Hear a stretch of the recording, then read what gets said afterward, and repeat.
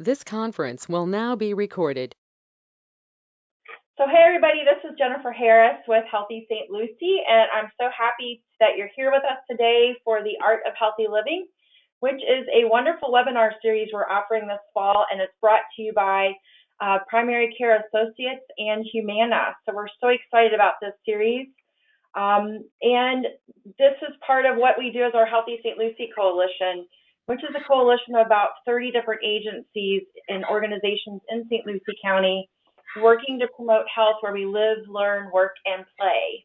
And they've been going strong since about 2015 when we did our last community health assessment and then put together our community health improvement plan for the next 5 years we're working on it right now. So we're really excited that this organization has stayed together, has really developed some great action plans and work groups to work on improving health in St. Lucie County. So, and this webinar series is just one of those things that they're putting out right now with Primary Care Associates and Humana to kind of bring some information about health in St. Lucie County.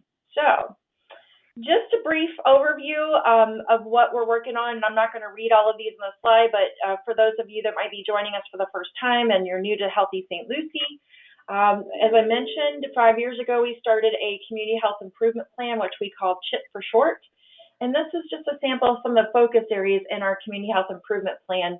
We are working on getting people to eat more healthy. So we have breastfeeding initiatives, we have initiatives at schools, work sites, and in the community to promote healthy eating and encourage healthy eating. And we also have a food council that's been looking at where we might have some food deserts and lack of access to healthy foods and in particular fruits and vegetables. So they've been working on that. We also noted in our assessment 5 years ago that people, adults specifically in our community, were not moving very much. They were not getting the recommended physical activity that's recommended. So the coalition came together and decided they wanted to do a large-scale community campaign, and they called that the Billion Step Challenge. We are in year 3 of that right now, where we're working as a community to earn 1 billion steps collectively together in our community and get people moving more. So we also have projects and promotions in schools, work sites, and community working to engage people to move more as well. Work sites, we're encouraging them to use the platform Walker Tracker that we're using for the Billion Steps Challenge. It's a great free platform that doesn't cost businesses anything to use, but is a great add on to whatever you're already doing in worksite wellness in your community. Also, we're working on getting people to prevent but also feel better if they do have a chronic disease right now. We have a diabetes support group. We work on tobacco prevention activities as well as getting people to quit smoking. And we're working with an age-friendly collaborative right now too, because we want an age-friendly community where people can age and stay in place as long as possible. So those are the focus areas of our current community health improvement plan, just to kind of give you some context of the kind of things that we're working on. So wanted to kind of just talk to you a little bit more about fruit and veggie intake. As I mentioned, that's one of our goal areas, getting people to eat healthier. And the CDC says that eating a diet with plenty of fruits and vegetables gives important health benefits. They add nutrients to our diet. They help protect us from heart disease, stroke, and cancers. In addition, choosing vegetables, fruits, and nuts and other produce over high-calorie foods can help you maintain your weight. So 7 of the top 10 leading causes of death in the United States are from chronic diseases, meaning those are preventable things that we can work on. So eating a diet rich in fruits and vegetables every day can help reduce the risk of many of the leading causes of illness and death, including, like we mentioned, heart disease, type 2 diabetes, some cancers, and obesity. But despite all the good news about what fruits and vegetables can do, only 1 in 10 adults are meeting the federal fruit and vegetable recommendations, according to a new study published in the CDC's Morbidity and Mortality Weekly Report. So what does that look like in St. Lucie County for us? So when we did the assessment in 2015, and we're still there right now, the only available data was from 2013 that we had from the Behavioral Risk Factor Survey. So based on that survey, though, in 2013, only 16.9% of adults in St. Lucie County reported eating 5 or more servings of fruits and vegetables every day. That's really low, and we're under the state level as well. So what does that serving look like? So it depends on age and sex, but the federal guidelines recommend that adults eat about 1.5 to 2 cups a day of fruit and 2 to 3 cups per day of vegetables.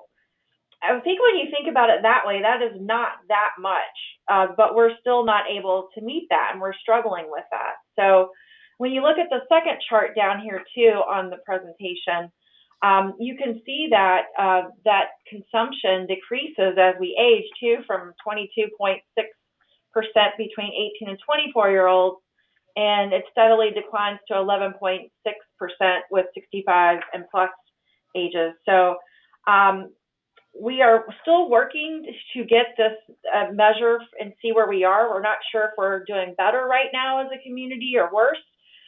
They are collecting this data slowly, but they're not doing, we won't have like a published date of new data on this for a while, which is a little frustrating for us when you're working on a measure like this. But between the data that we have across the nation, what it looks like in Florida, we're still under where we need to be. You can see most adults are not eating where we need to be.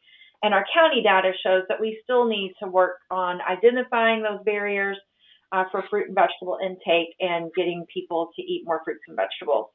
Some studies have pointed to vegetables and fruits costing more, having limited availability and access to, and then also a perceived lack of cooking and preparation time as some of the barriers for fruit and vegetable intake. So as I mentioned earlier, in our current CHIP, we have strategies where we're working on all of those, and we're hoping to continue work and pull more people to that work in the coming years as well.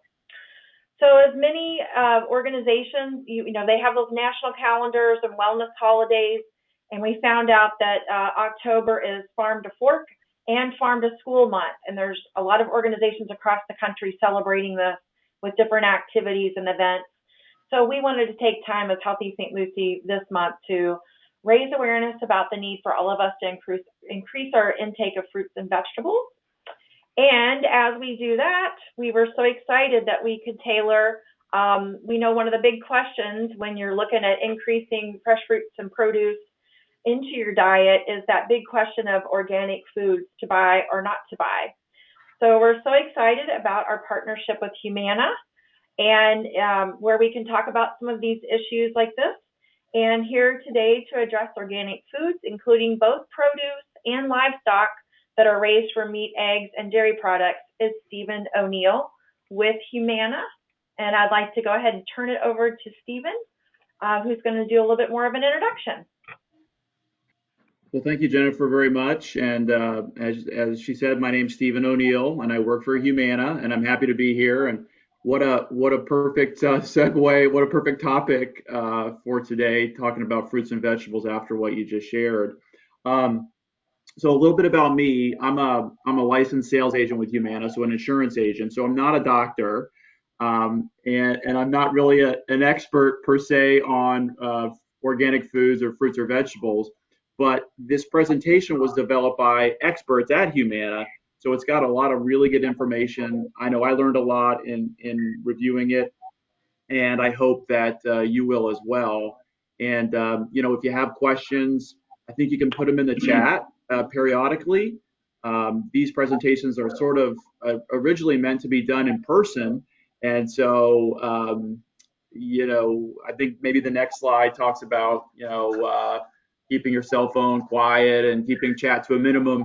We don't have to worry about that in this setting. Yeah, so go ahead if you want to get to the next slide, and we'll start.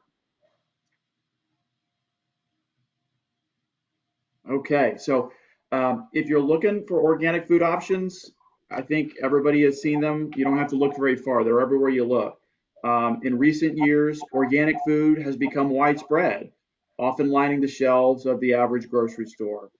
Trying to make sense of organic food labels, though, their health benefits and various claims can be confusing.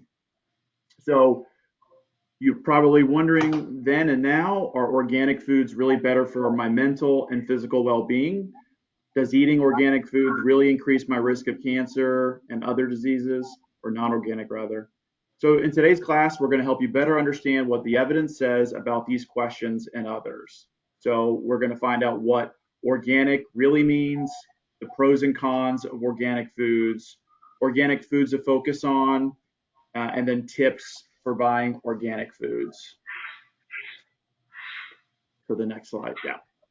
So what actually are organic foods? This is a great question. Organic foods can cause quite a lot of confusion when you're at your store. On one side of the aisle, you have what we call conventionally grown apple, as an example, and on the other side, you have an organically grown one. Both of them, are firm, they're red, they're shiny. Both provide lots of vitamins and fiber while being free of fat, sodium, and cholesterol. So which one do you choose? To help you make your decision, you need to understand what organic means.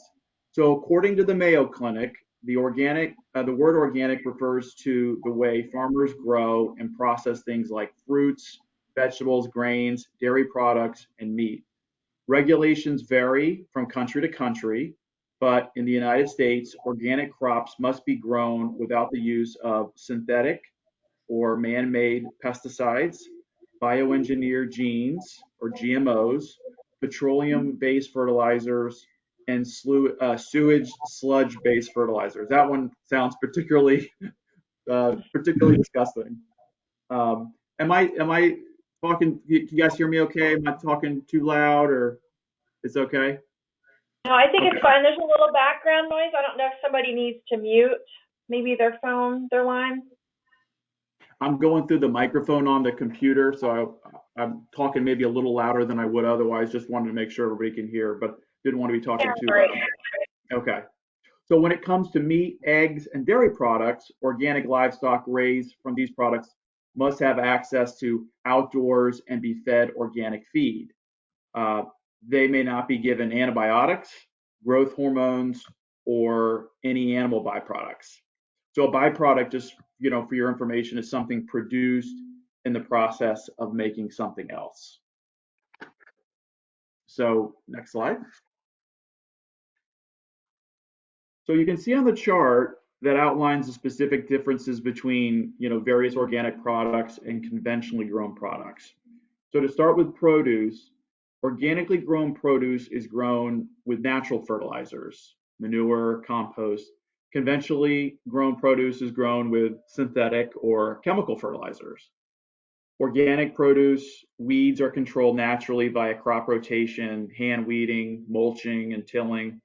Conventionally grown produce controls weeds with chemical herbicides. Pests are controlled using natural methods like birds, insects, traps, and naturally derived pesticides for organic produce. Pests are controlled with synthetic pesticides in conventionally grown products. I mean, when you hear all these, you just kind of compare side by side and you see natural and synthetic and, things like that. It doesn't sound so great. Livestock is used The livestock used for organic options are all given organic, hormone-free, and GMO-free feed. The livestock used for conventionally raised meat, dairy, and eggs may be given growth hormones for faster growth, and they may be fed non-organic GMO feed. For organic options, disease is prevented with natural methods like clean housing, rotational grazing, and a healthy diet. For conventional options, antibiotics and medications are used to prevent livestock diseases. Organically raised livestock must have access to the outdoors, as mentioned earlier. Conventionally raised livestock may or may not have access to the outdoors. And yeah. So what are pesticides? I mean, I think you probably know this, but one of the benefits of organic foods is that they contain lower levels of pesticides. while organic farmers do use pesticides, they only use naturally derived pesticides rather than the synthetic ones used on conventional farms. These naturally derived pesticides are believed to be less toxic. A pesticide is any substance used to repel, kill, or control certain types of plants or animals that are considered to be pests. Pesticides include herbicides for destroying weeds and other unwanted vegetation, insecticides for controlling various insects, fungicides to help prevent the growth of mold and mildew, disinfectants for preventing the spread of bacteria, compounds used to control mice and rats. People can be exposed to low levels of pesticide residue through the foods they eat or by breathing them in while working in agricultural or other occupational settings. According to the National Institute of Environmental Health Sciences, scientists do not yet know the health effects of pesticide residue on food. The EPA, the FDA, and the USDA all help regulate and measure pesticides on food. So, I mean, I think people who, really opt for the organic foods, despite there not maybe being clear evidence, don't like the sound, obviously, of eating food with pesticides on it. I mean, if it's going to kill other things, it can't be great for us as well. So the next slide. So you keep hearing more and more about GMO. I mean, organic food has been something that has been going around for a long time, but I feel like only in the last couple of years, we're seeing more and more about GMOs, at least I am. So a GMO stands for genetically modified organisms. So typically GMOs are engineered to make food crops resistant to herbicides and or produce an insecticide.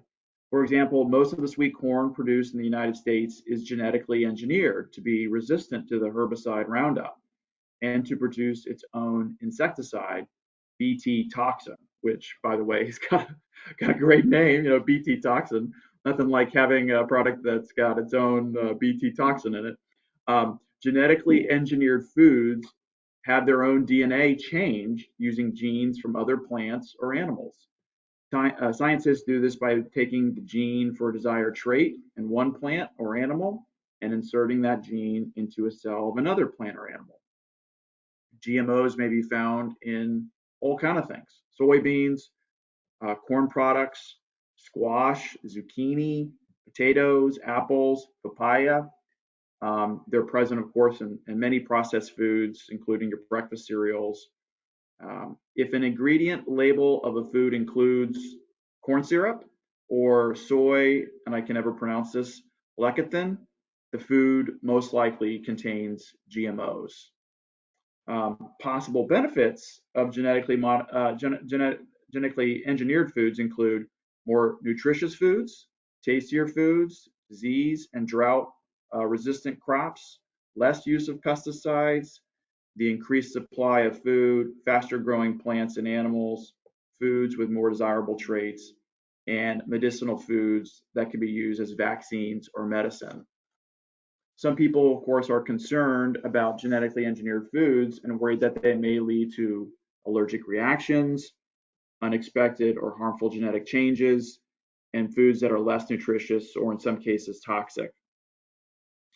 According to the National Library of Medicine, these concerns have proven to be unfounded and there is no evidence they are harmful. The FDA assesses all genetically engineered foods to make sure they're safe before allowing them to be sold. Currently, federal law does not require food manufacturers to label with GMOs. This is because there has been no significant difference found in nutrition or safety. If you want to avoid GMOs, you have to look for items that are certified organic or have a non-GMO project verified label on them. So, I mean, just in going over this and reading it, it seems obvious. You probably are picking it up that the point of the pesticides and the herbicides and the GMOs is to make as big animals and as much crops as you possibly can without having to worry about all the things that destroy them. So it's an easier way to make the food that we consume. So next slide, I guess. So according to the Mayo Clinic, there are some potential health benefits of eating organic foods. So we're going to talk about these now. Organic food may be more nutritious. They stress may there. The Mayo Clinic says that organic produce may have small to moderate increases in some nutrients, including some powerful antioxidants. This is interesting. It says organic meats, dairy, and eggs tend to have higher amounts of omega-3 fatty acids, a type of fat that is considered to be more heart healthy than other types of fat. In a 2016 study published by the British Journal of Nutrition, they found that organic dairy and meat contain about 50% more omega-3 fatty acid. The reasoning, they believe, is that the organic livestock is eating, they're getting higher levels of omega-3 fatty acid in their food. Organic produce contains, of course, fewer pesticides. I think that's what most people are concerned with, the fewer pesticides and other chemicals. Further, the Mayo Clinic compared when conventionally grown produce, organically grown produce has lower detectables of pesticide residue. The chemicals used in conventional agriculture, such as insecticides, fungicides, and herbicides, may remain on and in food. In organic foods, pests are controlled using natural methods, birds and insects and traps, and naturally derived pesticides. So they still, though, just a reminder, they still are unclear, of the potential hazards of the pesticides on food. Organic meats may contain less antioxidant-resistant bacteria. According to the Mayo Clinic, organic meats have a lower occurrence of bacteria resistant to antibiotic treatments because, unlike conventionally raised livestock, organically raised livestock is not given antibiotics.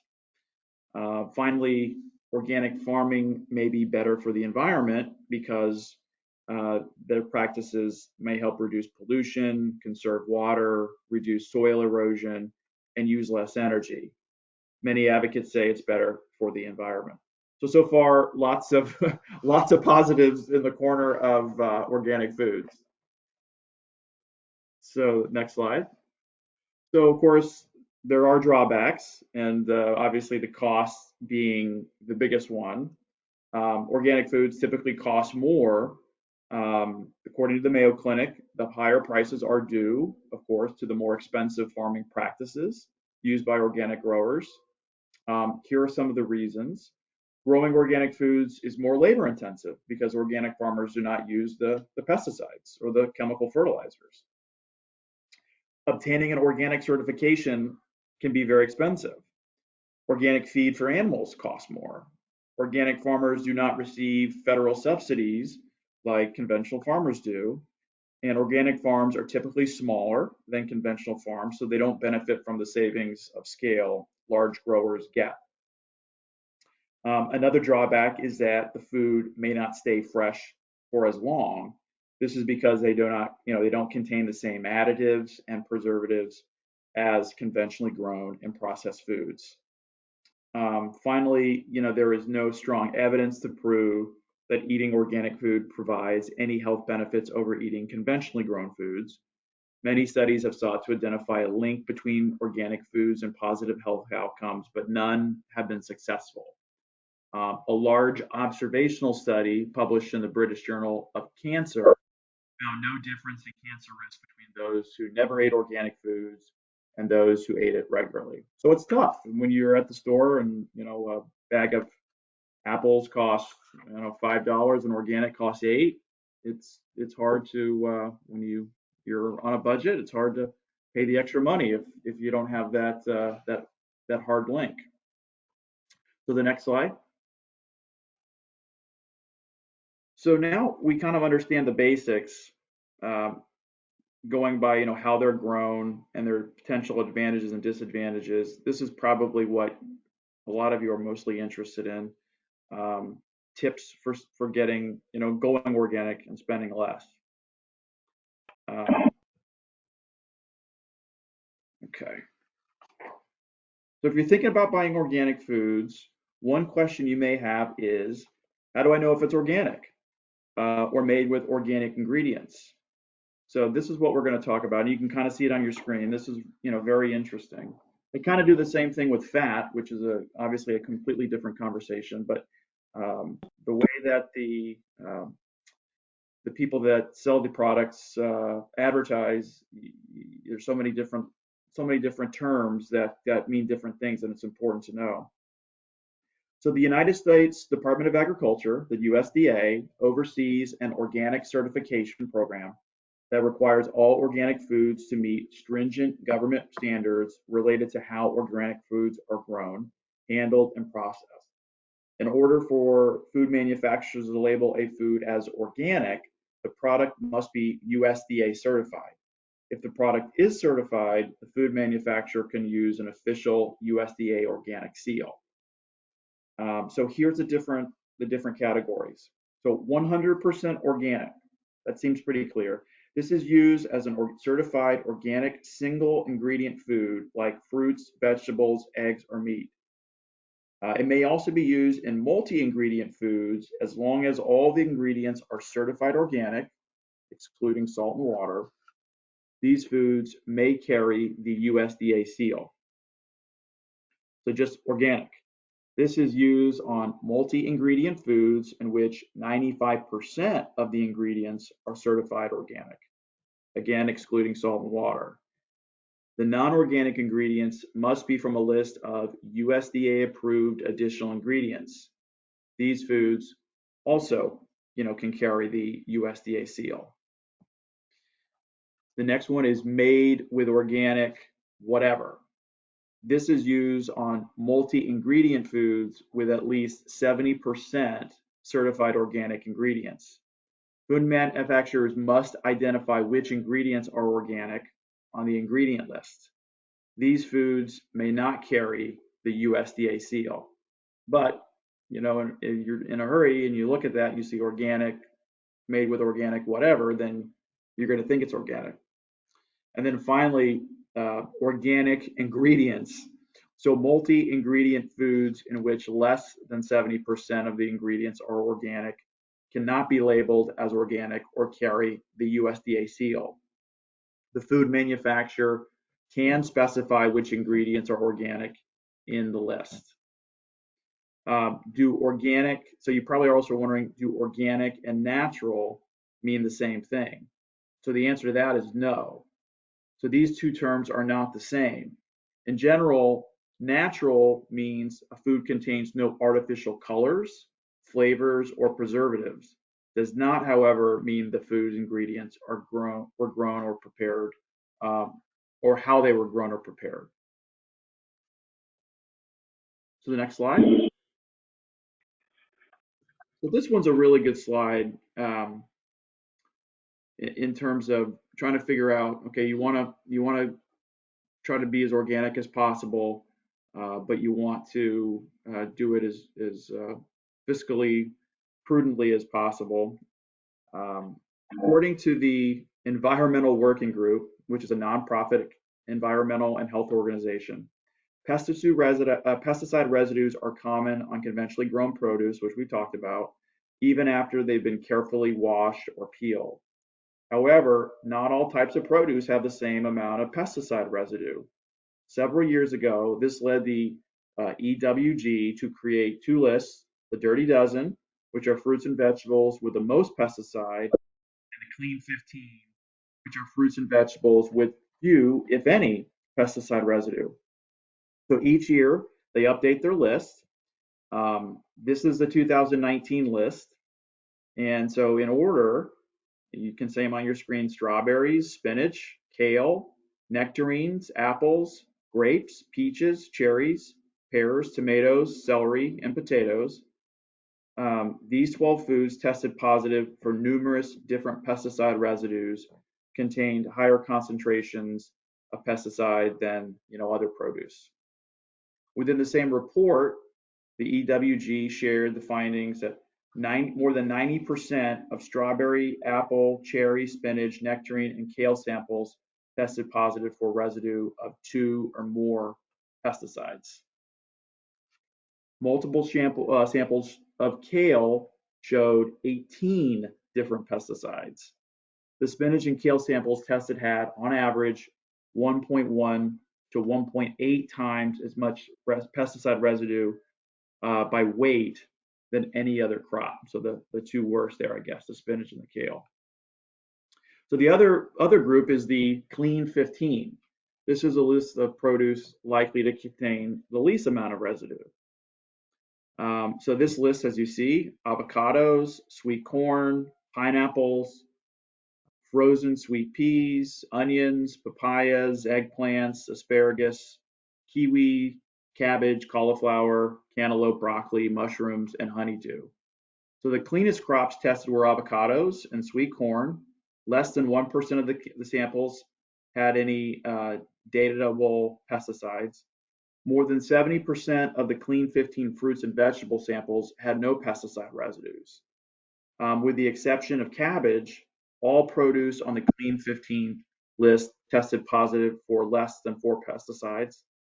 Multiple pesticide residues are extremely rare for vegetables on the clean 15 list. Only 6% of clean 15 fruits and vegetable samples had 2 or more pesticides. So just kind of looking at the two lists side by side, and thinking about the kind of food they are, it sort of makes sense for most of them. I mean, you're going to eat a strawberry, spinach. There's no outer casing. There's no husk like there is in corn. You don't eat the skin on the avocado mostly. I don't think onions. You have multiple layers. Cantaloupes, kiwis. These are all things that you kind of cut into. Honeydew. Of course, the exception, which I thought was interesting, is the nectarines on the Dirty Dozen, and the broccoli and the cabbage, the cauliflower. Those, you do eat the asparagus. So it kind of makes sense for the most part, though, why there's more on the Dirty Dozen and less on the Clean 15. So I mean, I think this slide is really important because if you really do want to start eating more organic foods, this kind of gives you a little bit of a guide to what it's worth spending a little more on and what it probably isn't worth spending a little bit more on. So next slide. So if you are concerned about the health risks or hormones and antibiotics, consider buying organic meat, dairy, and eggs. These options cannot be given any of the antibiotics or hormones or made with genetic engineering, ionizing radiation, or sewage sludge. I have started to notice that a lot of the non-organic chicken and milk, they are more and more including the label. Hope it's an accurate label, that they don't include antibiotics or they're not adding hormones. So you're seeing more and more of that though with meat and eggs and milk products. So next slide.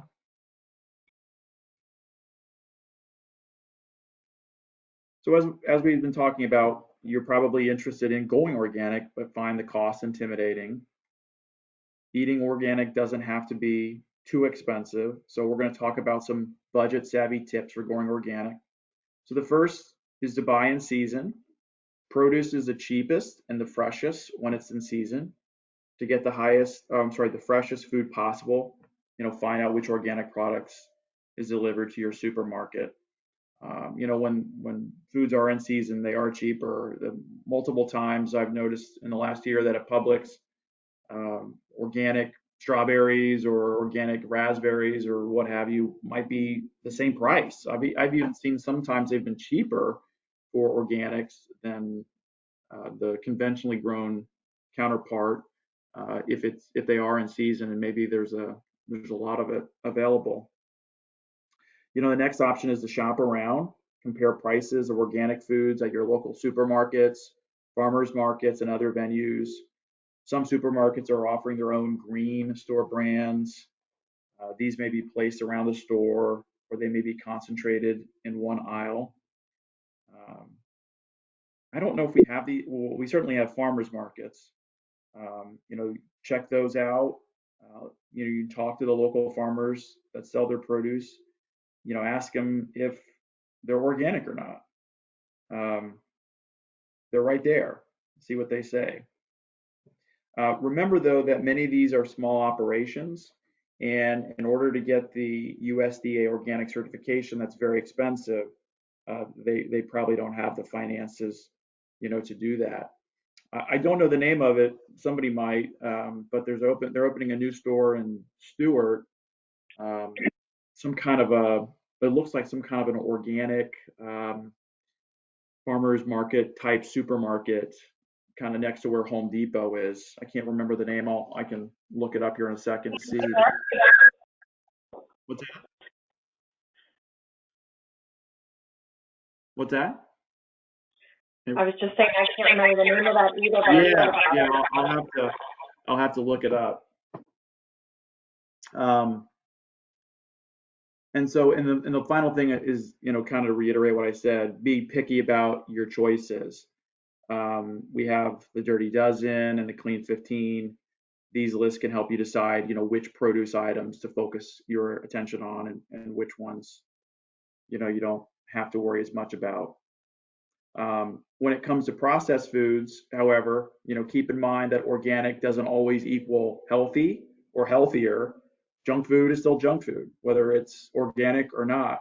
They're still going to contain a high amount of sugar, salt, fat, and calories. So keep that in mind as well. And the last slide. So that's it. I like to just kind of review a little bit of what we said. So organic refers to the way farmers grow and process things like fruits and vegetables, grains, dairy products, and meat. Regulations vary from country to country, but in the US, organic crops must be grown without the use of synthetic pesticides, bioengineered genes, petroleum-based fertilizers, and the sewage sludge-based fertilizers. I kind of laugh every time I read that because it just sounds so terrible. There are pros and cons of organic food. The plus side, they are more nutritious. They're free of the pesticides, hormones, and antibiotics, and they may be better for the environment. On the downside, the evidence that points to their health benefits is murky. And of course, they cost more and spoil faster. But the good news is there's more and more organic food being grown and available. And there's a lot of information out there to help you, in your search. And remember the Dirty Dozen and the Clean 15. That'll help you, again, pick out the ones that you want to focus your efforts on. And that's it. Awesome. Oh, yes. Sprouts Farmers Market. Thank you. Yeah, I had to look it up. I forgot all about it, but that's so exciting. Another store coming to the area. Yeah, I know Publix has in other parts of the state, I guess they have Greenwise, but we don't have that here. They have the products in the store, and I guess there's a fresh market in Stewart, but there's not any Whole Foods any place really close. So yeah, that new store will be that'll be welcome. It'd be nice to see what they have there and what the pricing are. So I'm just showing the references more quickly. And Yeah, if please. you have any questions or conversation starters, this for me was really helpful. Sometimes it's just all you can do to get your list made, your menu made out for the week, and then get to the grocery store, get back and prep. And I do struggle when I get into the store. Sometimes I'm like, which one should I buy? So I think having that list of the Dirty Dozen, in comparison is very helpful to think about where to put my dollars in organic. So that was really nice. Yeah, the sludge fertilizer was eye-opening too. Yeah, I want to look that up later. That's something I think I need to visually see. Yeah, me too. I'm thinking the same thing. Just don't do it before or after you eat. I guess probably would be the best way to check it out. Exactly.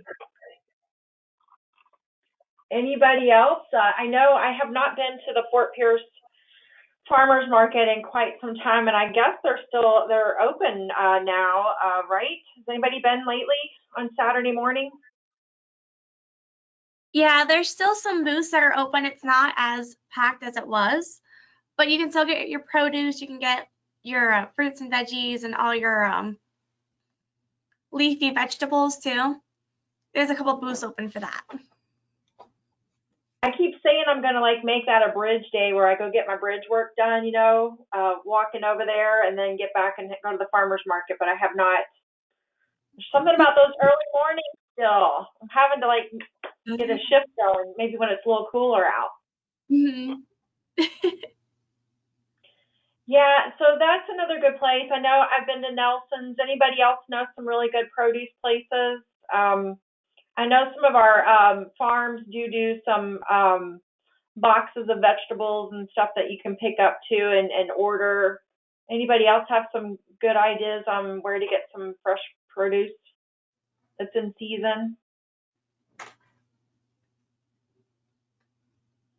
If everybody speaks at one time, we're not going to be able to hear you. I just mostly go to Nelson's and the farmer's market. Those are my two top places. Yeah, I was thinking too that might be something we might want to look into as Healthy St. Lucie and to kind of do an environmental scan of what's out there to be able to promote that a little bit more. Yeah, I use Nelson's too. Do you? Okay. Yeah. Nothing in the presentation talked about people growing their own food, but that is something that more and more people are doing, composting and then, kind of creating their own soil and fertilizer. And, I think it can be fun if you have the space and the time. And, it's probably pretty gratifying to plant something and sort of nurture it and then ultimately eat it. I agree with that too. I was like, it's so funny. I've been in Florida for over 20 years now, but I've never been able to grow stuff here like I did in Kentucky. So I feel like I need a Florida gardening lesson, like how to garden and grow in Florida. Just to get, what's the best thing to grow. I'd love to look at some of those container gardening and then the greens and vertical gardening as well. So maybe that's something we can look at down the road in terms of having some master gardeners and a webinar on that, on how to do that. We'll have to see what the level of interest is. I see in the chat box too that we've got some recommendations for the organic section in Walmart.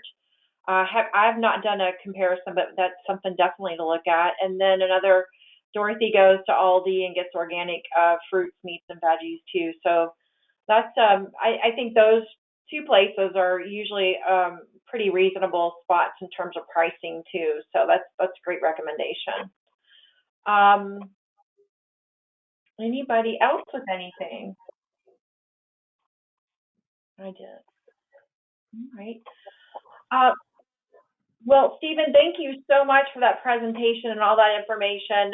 Definitely some things to think about, ways we can definitely capitalize on, looking at our local farmers, eating in season, using that list to help us to, decide where we want to put our dollar and where's the smartest place to put our dollar right now. It's great. So did want to let you know about our next upcoming webinar is October 15th. We'll be focusing on clean eating and ditching the processed foods, and our speaker will be from Primary Care Associates. This is a really good time for that conversation with Halloween coming up this month too. And not just Halloween, but the next 3 months of, I don't know, what do you want to call it, holiday eating we do, and kind of looking at how we can eat clean. And we'll be kicking off like a maintain, don't gain theme as well for November and December.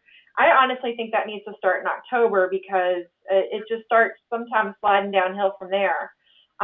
So looking at how we can maintain our weight and not gain. But I think clean eating is really, we're not going to always avoid processed foods. Some of us are better than others with that, but how can we eat clean more? So that'll be a great presentation coming up October 15th. The same webinar link and phone number that you used today will be the same one for that as well. Please share these flyers with your coworkers, your friends, your family. These are free webinars that they can come out and learn some new ideas for living a healthy life. So we would love to have more people on. And then if you wish to be notified of future trainings and get updates on the work being coordinated by the Healthy St. Lucie Partners, you can provide your email in the chat box, or you can contact me and I will make sure we connect you with that. Please also know that we have Healthy St. Lucie Coalition meetings as well, that we are working on our next community health improvement plan and giving updates on what the work that's happening out in the community. So we'd love to have you on that. Our next meeting is on October 8th. I guess I'm already trying to shoot forward to 2021, right? I know. But it's October 8th. It's from 3 to 4:30. And if you're interested in being put on our distribution list for that one too, please give me your name and email address in the chat box, and I will make sure to put you on there. But we meet monthly right now and give updates on what's going on. So we'd love to have you there. And then don't forget to follow us on social media. We do a lot of outreach in social media. We utilize Facebook, Twitter, LinkedIn, and Instagram for Healthy St. Lucie. So we're on all of those platforms so that you can stay in touch with us as well. So anything else other than that? I don't have anything else. Anybody else have any announcements or information to share? Okay. Well, thank you again, everyone, for attending, and thank you, Stephen and Humana, for this great presentation on organic produce and foods to eat or not to eat, or buy to not buy. So we really appreciate your time and look forward to talking to everyone on our next webinar. Thank you. Thank you. Thank you.